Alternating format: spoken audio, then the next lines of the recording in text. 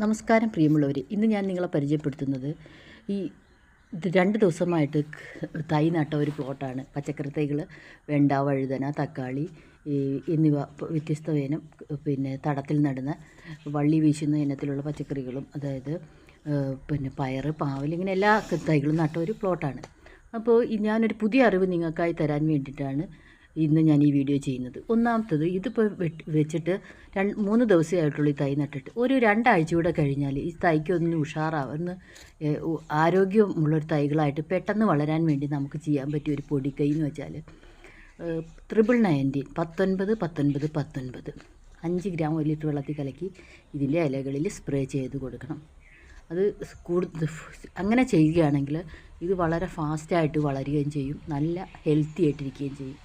പിന്നെ ഇതിനകത്ത് ഇപ്പോൾ നമ്മൾ നടുന്നതിന് മുന്നേ കുമ്മായം മറ്റുള്ള ജൈവവളങ്ങളും എല്ലാം കൊടുത്തിട്ടുണ്ട്. അപ്പോൾ ഒരു 1919 മസ്റ്റായിട്ട് നിങ്ങൾ കൊടുക്കുക. അതിനുശേഷം 2 ആഴ്ച കഴിഞ്ഞാൽ നിങ്ങൾക്ക് അതിൻ്റെ റിസൾട്ട് ഫാസ്റ്റായിട്ട് ഗ്രോ ചെയ്ത് നിങ്ങൾക്ക് കാണാൻ സാധിക്കും.